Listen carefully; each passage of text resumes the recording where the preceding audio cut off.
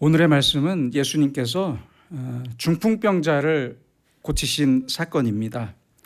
우리가 예수님의 모든 사역을 볼 때는 늘 잊지 말아야 할 것이 있습니다. 예수님께서는 많은 병자와 귀신 들린 사람들을 고치셨고, 바다를 잔잔케 하셨고, 물을 포도주로 만드셨고, 무리를 걸으셨습니다.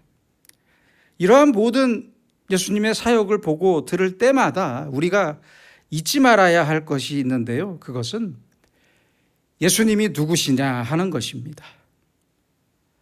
예수님의 모든 기적과 이적은 바로 예수님이 누구시냐라는 것을 계시해 주는, 말씀해 주는 사건들입니다.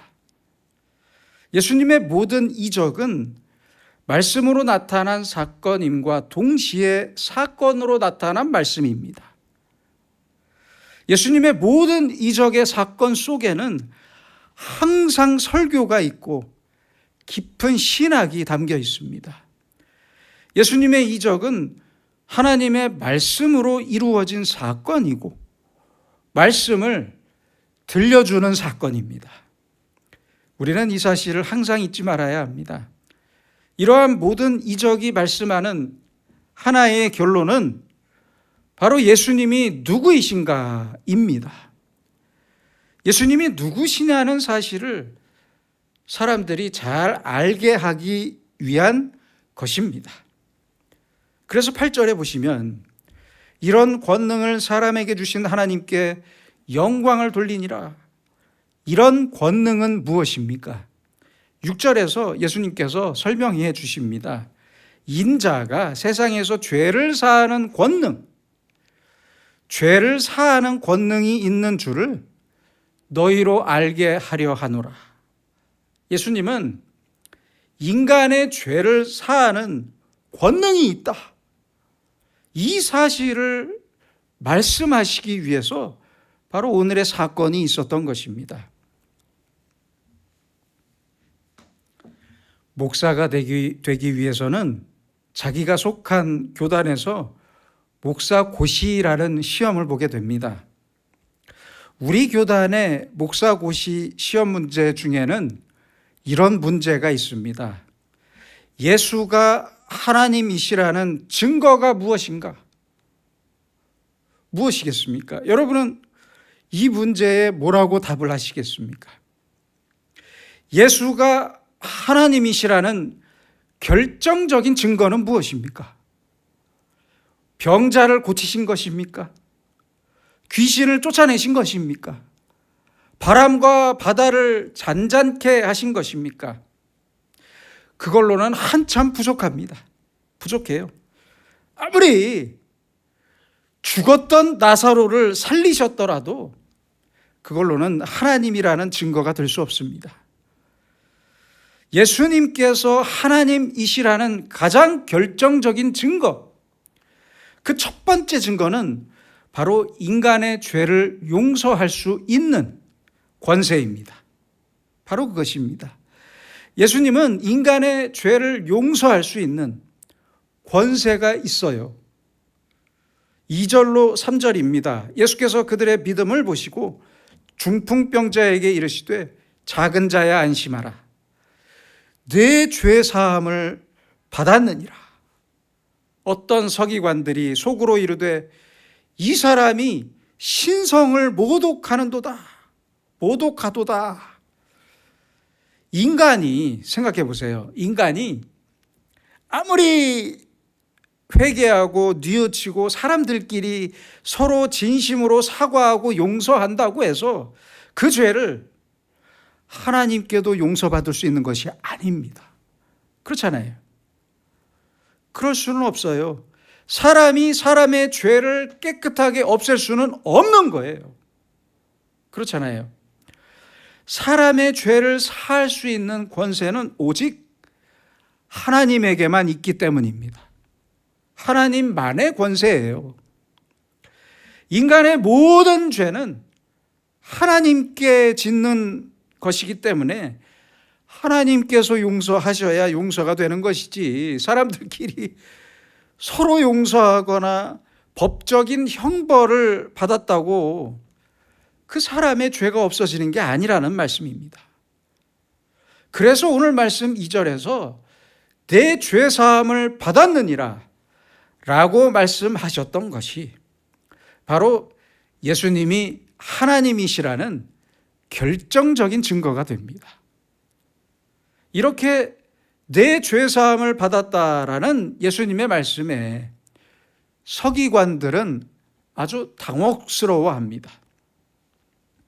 그 생각을 읽으셨던 예수님께서는 그렇다면 내가 그 증거를 보여주겠다라면서 일어나 내 침상을 가지고 집으로 가라라고 말씀하셨고 이적을 행하셨습니다. 다시 말하면 예수님께서는 내가 하나님의 아들이다, 내가 하나님이다 라는 사실을 바로 오늘의 사건을 통해서 확실하게 말씀하셨던 거예요. 또한 오늘 말씀에는 재미있는 장면을 볼 수 있습니다. 예수님은 내 믿음이 너를 구원했다, 너를 낫게 했다라는 말씀을 많이 하셨어요. 그렇죠?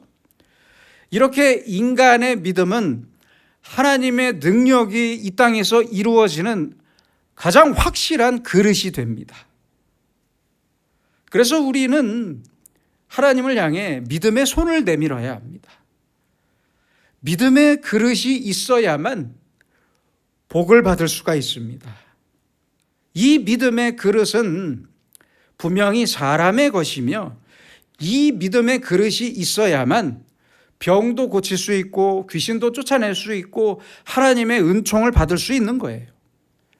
그런데 오늘 말씀에서 중풍병자가 병이 나았는데 사실 말씀을 잘 읽어보면 그 중풍병자의 믿음이 아니라 친구들의 믿음이었어요.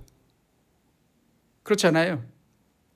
2절입니다. 침상에 누운 중풍병자를 사람들이 데리고 오거늘 예수께서 그들의 믿음을 보시고 예수께서 그 친구들의 믿음을 보셨던 거예요. 중풍병자 본인의 믿음이 아니었어요.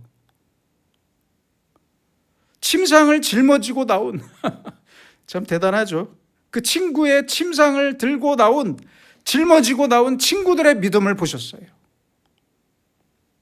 아마도 중풍병자는 예수님께 가지 않겠다고 떼를 썼을 것 같아요. 고집을 부렸던 것 같아요. 그런데 친구들이 침상째로 들고 나왔어요. 왜 그랬을까요? 중풍병자를 업고 오지 않고 충분히 업어서도 올 수 있을 텐데 왜 침상을 들고 나왔을까요? 아마도 병자가 신분이 아주 높은 사람이었던 것 같아요. 그래서 엎혀서 다니는 게 싫었던 것 같아요. 또 하나는 엄살이 심했을 것 같아요. 조금만 움직여도 아이고 나 죽네 했을 것 같아요. 그리고 고집이 아주 세고 치료받는 것을 이제는 완전히 포기했던 사람으로 보여요. 내가 안 간다고 했지. 그냥 나를 내버려 둬라. 나는 그냥 이렇게 살다가 죽을란다. 이랬을 것 같아요. 안 봐도 훤히 보입니다. 아무튼 친구들은 이 친구의 침상을 그 친구가 누운 채로 그 침상을 예수님께 들고 왔던 거예요. 그렇게 예수님께 나왔습니다. 그 마음은, 그 친구들의 마음은 어떤 마음이었겠습니까? 예수님께 갈 때는 침상째 들고 가지만 올 때는 저 친구가 걸어서 올 수 있다. 힘들더라도 예수님 앞에 나가기만 하면 내 친구의 병은 반드시 나을 것이다. 이런 믿음이 있었어요. 병자의 믿음이 아니에요. 침상을 짊어지고 나온 친구들의 믿음이었어요.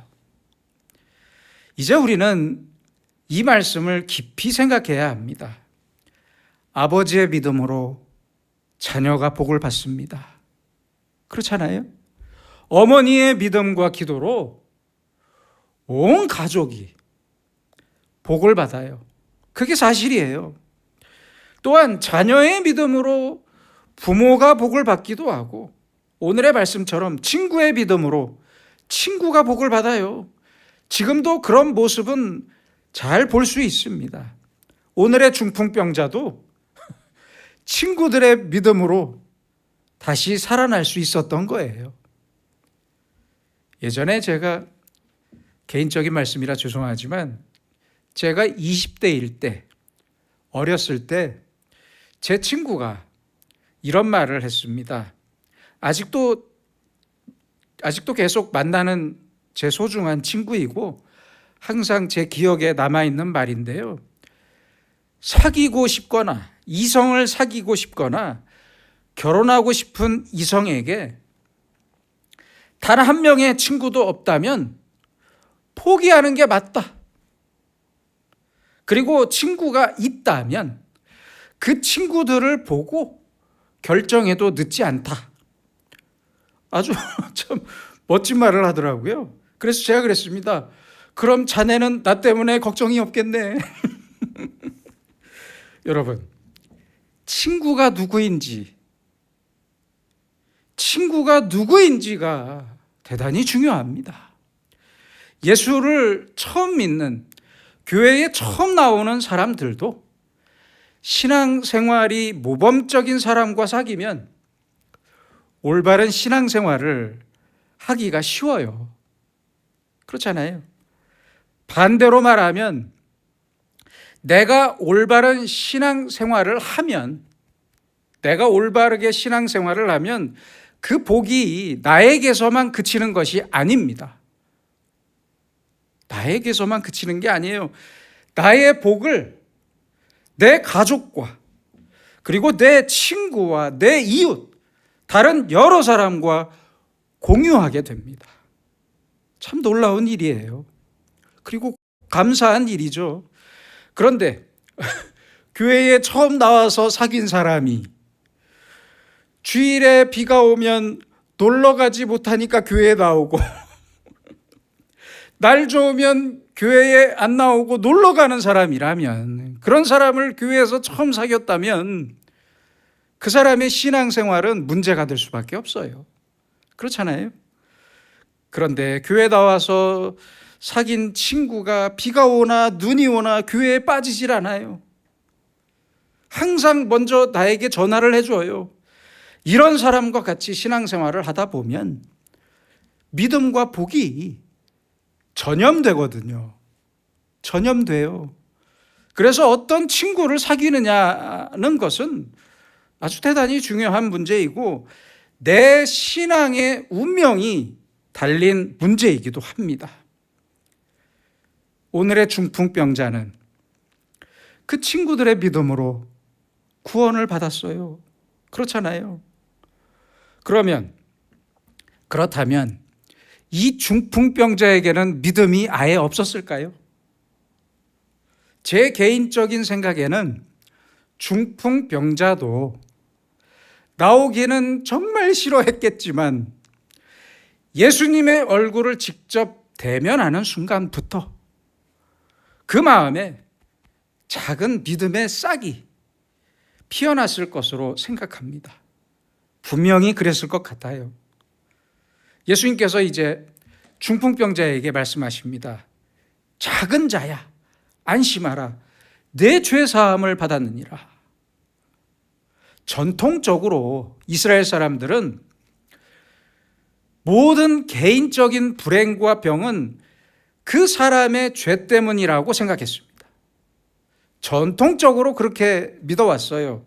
당시의 랍비들은 실제로 사람이 아픈 것은 그 사람의 죄 때문이고 사람이 죽는 것도 죄 때문이다. 이렇게 가르쳤어요. 모든 불행은 그 사람 본인의 죄 때문이다. 바로 이것이 이스라엘의 전통적인 시각이었습니다. 생각이었어요. 그래서 건강할 때는 아무 생각이 없다가 덜컥 병이 들면 자기의 죄를 먼저 떠올렸습니다. 이스라엘 민족 누구나 그랬어요. 중풍병자에게도 건강할 때는 생각지도 못했던 죄를 생각하면서 회개하는 마음이 분명히 있었을 거예요. 그랬을 거예요. 어느 교회의 집사님이 자녀 없이 2번의 이혼을 하고 살다가 자궁암에 걸렸습니다. 그래서 수술을 했는데 3번이나 수술을 했다고 합니다. 그 집사님을 위로한다고 구역 식구들이 모여 병원에 신방을 갔는데 어느 권사님이 이런 말을 하더랍니다. 얼마나 죄가 많으면 같은 병으로 수술을 3번씩이나 했어. 아니, 여기에서 그 입을 좀 닫았으면 좋았을 텐데 또 말했답니다. 얼마나 죄가 많으면 2번이나 이혼했어. 실화예요, 실화. 저도 한번 묻고 싶습니다. 대체 이 권사님은 얼마나 죄가 많으면 이런 입을 갖게 된 걸까요? 어떻게 이런 말을 하는 겁니까? 참 정말 안타까운 입을 가진 사람입니다. 사람들은 흔히들 내가 병에 걸리거나 나에게 불행한 일이 생기면 스스로 생각합니다. 내가 죄가 많아서 그래. 맞다. 내가 잘못 살았다. 이렇게 생각하는 사람들이 많아요. 그렇죠?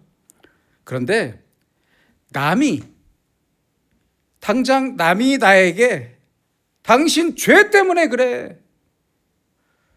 이렇게 지적한다면 받아들이기가 참 어려워요. 그렇죠? 이 쉬운 얘기가 아니에요. 모든 불행이 죄 때문이라고 스스로 생각하고 반성할 수는 있어도 당신의 불행은 당신 죄 때문이라고 지적하는 말은 누구라도 받아들이기가 어렵습니다. 그게 사실이에요. 오늘 예수님께서 말씀하신 작은 자야 안심하라 내 죄 사함을 받았느니라, 이 말씀은 지금 너의 병을 치료하는 것보다 너의 영혼을 치료하는 것이 먼저라는 말씀이에요.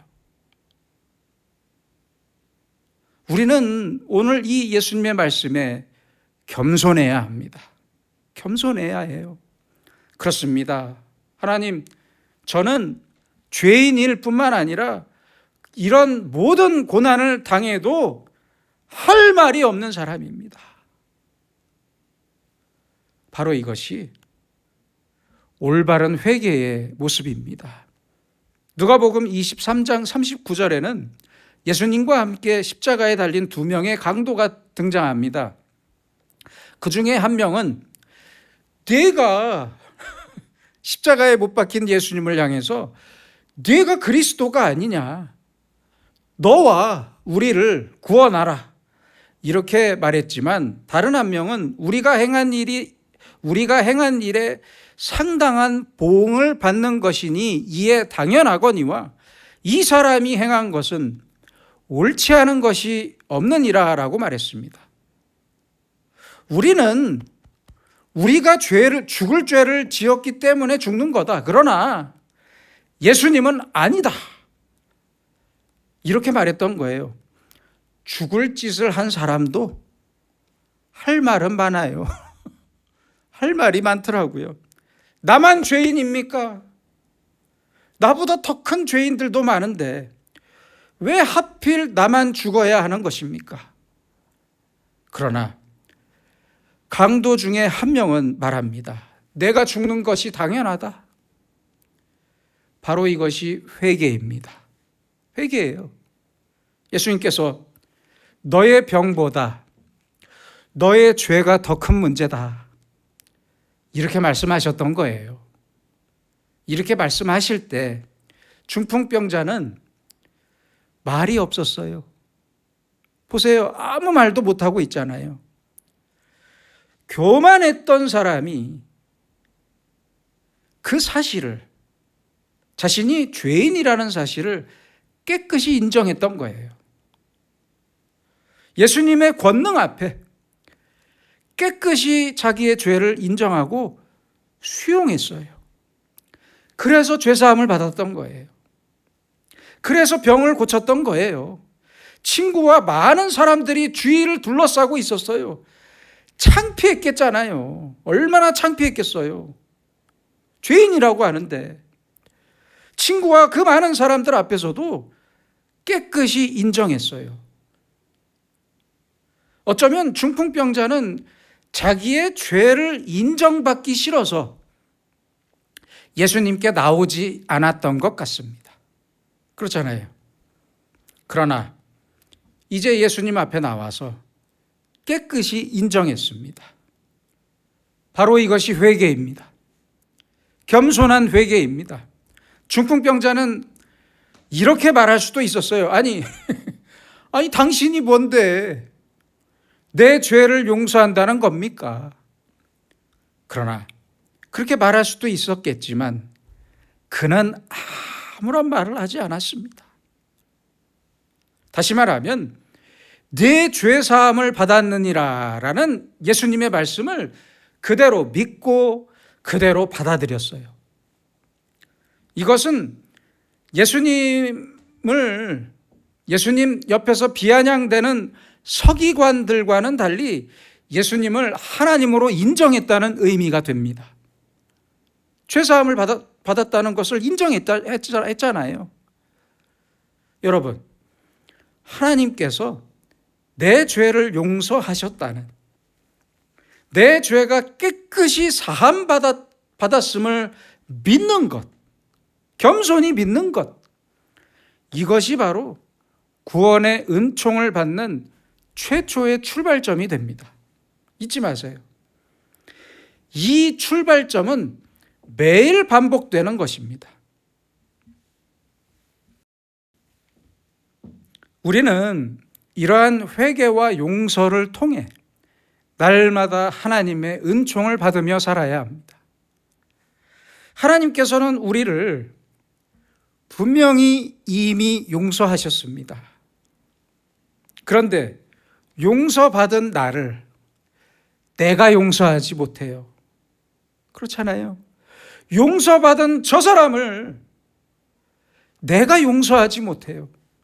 그게 문제예요. 이러면 믿음이 없는 사람이 되고 맙니다. 하나님께서 역사하실 수가 없어요. 내 죄사함을 받았느니라 라는 오늘의 이 말씀은 그래서 지금의 우리에게도 똑같이 하시는 말씀입니다. 매일 이 말씀을 들어야 합니다.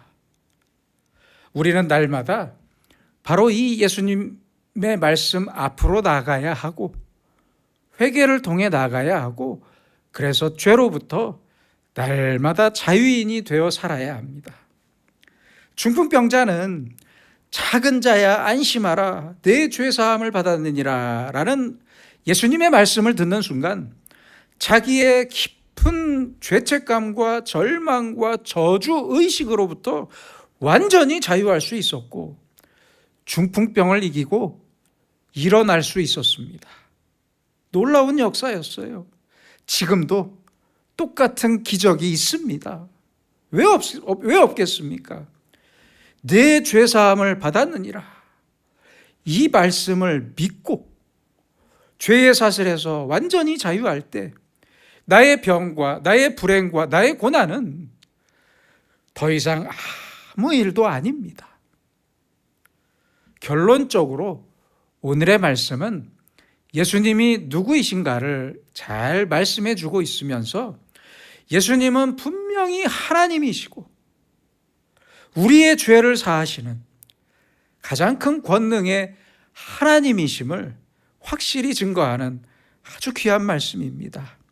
오늘의 우리도 이렇게 우리의 하나님이 되시는 예수님으로부터 죄사함을 받고 날마다 새로운 몸과 영혼으로 그리고 기쁨과 행복으로 살아가기를 소망합니다. 기도하겠습니다. 우리의 완전한 하나님이 되시는 예수님, 우리의 크고 무거운 죄를 날마다 조용히 용서하시는 은혜를 깊이 감사하며 기도하오니 우리의 몸과 영을 새롭게 하시고 우리의 믿음을 새롭고 굳센 믿음으로 만들어 주시옵소서. 그래서 진실하고 겸손한 회개를 통해 죄로부터 자유한 영혼으로 살고 죄악에서 우리를 건지시고 새롭게 하시고 큰 복을 내려주시는 주님의 사랑을 감사하면서 기쁨과 행복으로 살도록 인도해 주시옵소서. 예수님의 이름으로 기도드립니다. 아멘.